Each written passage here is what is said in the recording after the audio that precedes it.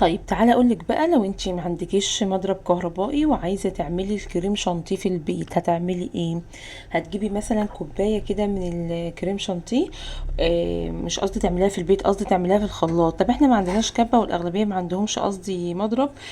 ف هنجيب الخلاط، يعني مفيش حاجه هتوقفنا خالص. هتجيبي الخلاط وهتستعملي الخلاط عادي خالص. بس هتعملي ايه؟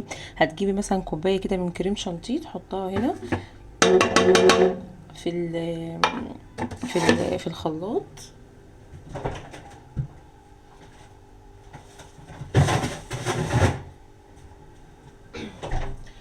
هتجيبي بقى لبن متلج، يعني كان في الفريزر، يعني كوباية كده الا ربع، او انا هاخد دلوقتي، يعني انا مش هحطها كلها علشان ما يعذبنيش برضو في الضرب كده.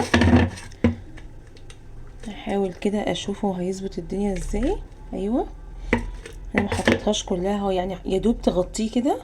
وهنجيب الخلاط وهنضرب.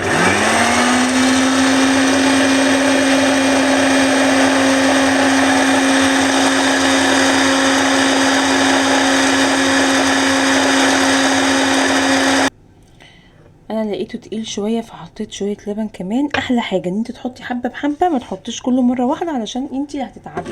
انت لما تزودي سوائل احسن ما تزودي كريم شانتيه.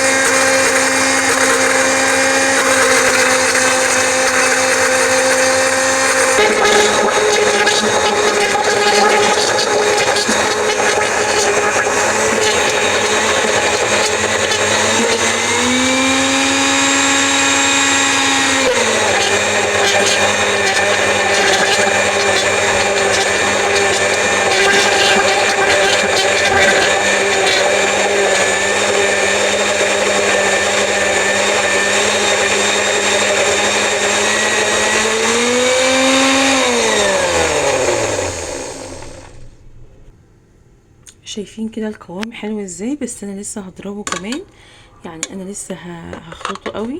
هو القوام حلو قوي ازاي؟ شايفه؟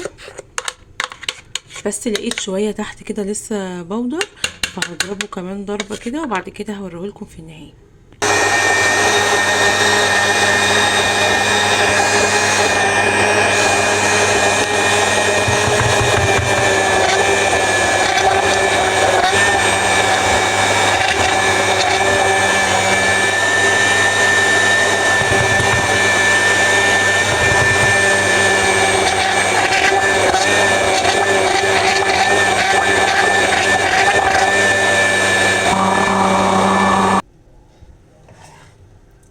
خلاص كده،